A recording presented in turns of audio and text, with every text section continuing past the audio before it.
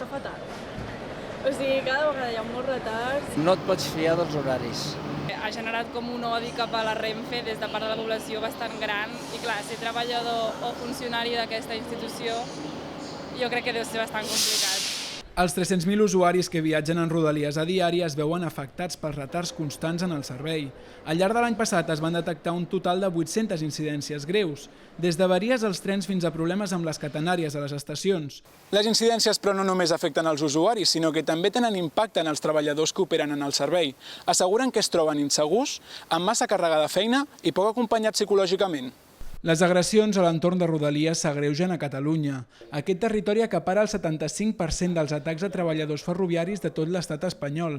Els empleats afirmen que disposen de prou eines per protegir-se, però que la resposta per part dels agents de l'autoritat és lenta i insuficient. Aquest cert estrès que pateix amb el viatger o amb els endarreriments o amb aquestes situacions una mica agressives genera un cert estrès al treballador. La sensació d'inseguretat és un factor clau dins la salut mental de la plantilla, tot i que no és l'únic. La gestió del servei, davant de conductes incíviques i múltiples incidències, fa que els empleats experimentin més episodis d'angoixa. Rodalies Renfe assegura que compta amb diverses iniciatives per vetllar pel benestar psicològic dels seus treballadors, com ara el programa de suport a l'empleat o diferents cursos de gestió emocional.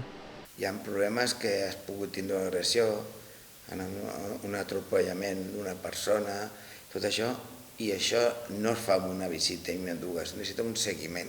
Tot plegat deriva a un problema més gran, la manca d'empleats.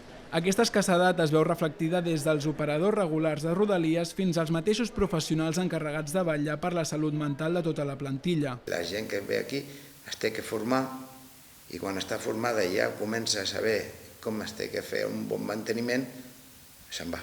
Comissions Obreres recorda que a la darrera convocatòria de reclutament de personal no es van omplir les 70 places dedicades a Catalunya. Rodalies Renfe va haver de traslladar opositors de la resta d'Espanya per poder cobrir-les.